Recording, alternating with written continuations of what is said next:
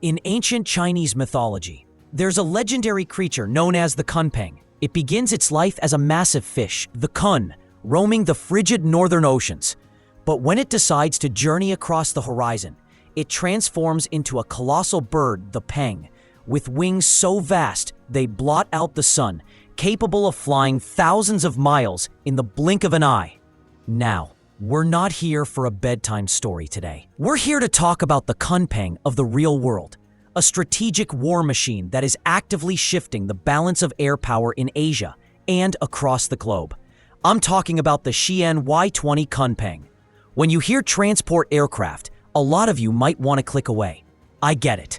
Our mental image is usually some boring flying truck, slow, heavy, and definitely not as sexy or supersonic as a J-20 or an F-35 fighter jet. Hollywood loves to show us the dawn fights, the missile locks, and the high G turns, but they rarely show you the plane that brought the missiles to the base in the first place. There is a classic military saying that always holds true. Amateurs talk strategy, professionals talk logistics. Think about Desert Storm or any major modern conflict. The victory wasn't just about who had the better tank. It was about who could move an entire army halfway across the world. The fastest. Imagine this scenario in modern warfare. You have the most advanced fighter jets in the world lined up on the runway.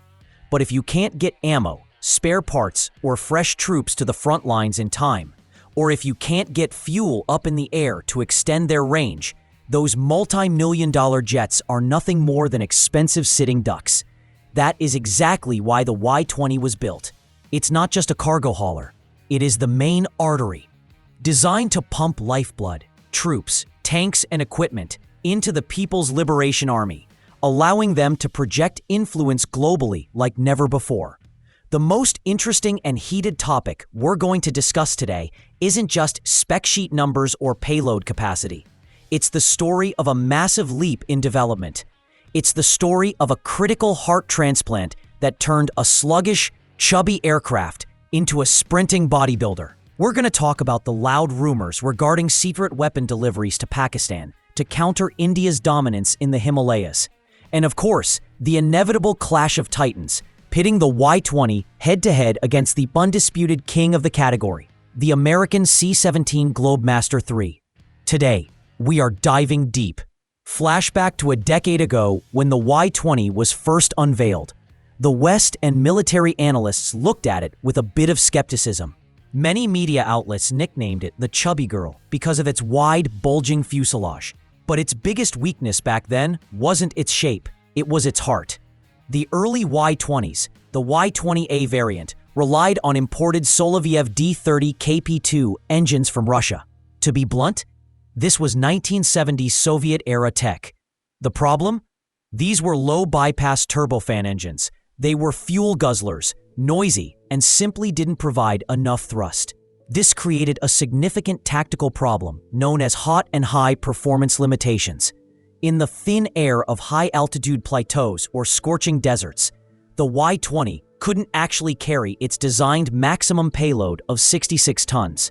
Basically, it had big muscles but a weak heart, and it was breathing through someone else's nose. If Russia stopped selling parts, China's strategic airlift capability would be grounded. But China knew this, and they were quietly working in the background to solve this bottleneck. In the last few years, we've seen confirmed images and data that the new Y-20, known as the Y-20B, has successfully undergone its heart transplant. It has switched to the Shenyang WS-20 engines, developed and manufactured 100% domestically in China. This change isn't just about national pride. It is a massive tactical upgrade that sanctions-proofs their fleet. If you look at the WS-20 compared to the old engines, you'll see the cowlings are clearly shorter and much fatter. That's because these are modern, high-bypass turbofans, similar to what you see on commercial Boeings or Airbuses. The simple principle is that a larger front fan pushes more air around the core engine rather than through it. This drastically improves fuel efficiency, reduces the heat signature, making it slightly harder to target with heat-seeking missiles, and provides significantly higher thrust. So what's the result? First, short takeoff. The Y-20B can lift off from shorter runways, allowing it to operate from smaller or makeshift airfields closer to the front lines. This is crucial for island-hopping campaigns. Second, longer range. Better fuel efficiency means it can fly further without needing to refuel, extending China's reach into Africa or the Pacific. Third, and most importantly, full payload. It can finally carry its true max payload of 66 tons. This means it can transport China's latest main battle tank, the Type 99A, along with ammo and crew, straight into the battlefield in a single trip. This engine swap has allowed the Y-20 to shed the knockoff label and proudly step up as a top-tier strategic airlifter. And crucially, China can now produce them unlimitedly without relying on anyone else's supply chain. Now that the plane is stronger and flies further, the next question is, where is China flying it? This is the part that has neighbors and Western powers sitting on the edge of their seats. The Y-20 wasn't designed just to fly relief supplies for domestic floods. It was built for power projection beyond borders. There was one event that really caught the world's attention: a Wolfpack deployment. We saw this clearly when a fleet of 6 Y-20s flew across Asia, through Turkey, and landed in Belgrade, Serbia, to deliver HQ-22 air defense systems in 2022.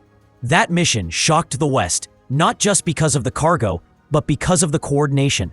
It proved the PLAAF is capable of planning and executing complex, long-range strategic airlift missions through international airspace, coordinating refueling and logistics over thousands of miles. But even more concerning for South Asia than Europe are the rumors and movements regarding Pakistan. You have to understand the context here. India, a rival to both China and Pakistan, operates a fleet of C-17 Globemasters. This gives India a massive advantage in rapidly moving troops to the high-altitude Himalayas, a terrain where roads are treacherous and slow. Pakistan needed an answer to this rapid deployment capability, and the Y-20 is likely that answer. There are reports and analyses suggesting China could use the Y-20 as a fast-track delivery system for critical weapons, or even for joint exercises that demonstrate an air bridge. Imagine if a conflict broke out. Instead of waiting weeks for supplies to travel via the Karakoram Highway, China could airlift Type 99 tanks, multiple rocket launchers, or spare parts for J-10C fighters directly to Pakistani airbases in a matter of hours. The existence of a Y-20 fleet effectively extends China's military border as far as their fuel tanks allow. And let's not forget another critical role: the Y-20U variant, the aerial tanker. This is a terrifying force multiplier. In modern air combat, fuel is life. The Y-20U allows fighters like the J-20 or J-16 to fly further, flank enemies from unexpected directions, or patrol as far out as the second island chain near Guam. Without tankers, a fighter jet is a short-range defensive tool. With a fleet of Y-20U tankers, that same jet becomes a long-range offensive striker. Having a large number of Y-20Us is the key that unlocks a true blue water Air Force capability for China. All right, now for the main event, the heavyweight title fight. If we're going to compare the Y-20 to anything on Earth, the only worthy opponent is the king of airlift, the American C-17 Globemaster III. We have to be honest, the C-17 has been the gold standard in this industry for decades. It's battle-proven in Iraq, Afghanistan, and countless humanitarian missions globally. From the outside, people often joke that the Y-20 looks like a hybrid, the tail and wings of a C-17, mixed with the nose and cockpit of a Russian Il-76. And they aren't wrong. China learned from both sides. But if we look at the specs, the C-17 still holds the advantage in payload, maxing out around 77 tons, while the Y-20, with the new engines, claims about 66 tons. Does that 10 to 11 ton difference matter? Theoretically, yes, but practically, both aircraft have the same primary assignment, carrying one main battle tank. The C-17 carries one M1 Abrams, approximately 65 to 70 tons. The Y-20 carries one Type 99A, approximately 55 to 58 tons. So, in their primary mission profile, it's a draw. One plane, one tank. Neither plane is carrying two tanks. Where the C-17 still wins is experience and ruggedness. The C-17 is designed to handle rough dirt strips exceptionally well. Its tactical capabilities, like steep tactical descents and its powerful reverse thrust system, which can back the plane up a slope, are legendary. The Y-20 might be able to do this on paper, but we haven't seen the hard evidence or combat proof that matches the C-17's track record in gritty, real-world war zones. However, the area where the Y-20 is overtaking and becoming scary in the long run is age and production lines. Did you know the C-17 production line closed way back in 2015? That means the existing fleet is aging, airframes are accumulating stress fatigue, and parts will eventually become harder to source. Meanwhile, the Y-20 is in the pumping out phase. The factory in Xi'an is churning them out like crazy. The avionics and glass cockpit in the Y-20 are newer, featuring modern fly-by-wire systems that make it precise and easy to control, reducing pilot fatigue on long missions. In a long, drawn-out conflict, Joseph Stalin once said, "Quantity has a quality all its own." China is using this production advantage to catch up while the US is stuck with a finite aging fleet. To make this clearer, I've put together a spec and cost comparison table for you. I've converted everything to US dollars for clarity. Keep in mind, Chinese military pricing isn't always public, but based on global market analysis, these are the closest estimates. Let's look at the numbers. Here is the Y-20B versus the C-17 Globemaster III. Take a look at that table. The thing that jumps out isn't just the payload difference. Focus on the bottom line. Price and value. At an estimated $200 million per unit, the Y-20 might sound expensive, but compared to the C-17, which surged to over $300 million in its final years, the difference is stark. In terms of budget, China can build almost two Y-20s for the price of one C-17, if you could even buy a C-17 today, which you can't. More important than the sticker price is the flight hour cost. Estimates suggest the Y-20 is cheaper to fly by at least $5,000 to $7,000 per hour. Think about that. If a fleet flies thousands of hours a year, those savings are massive. That money goes back into pilot training or spare parts. Cheaper operating costs mean pilots can fly more often, maintaining higher proficiency. This is why I say the Y-20 is a game changer.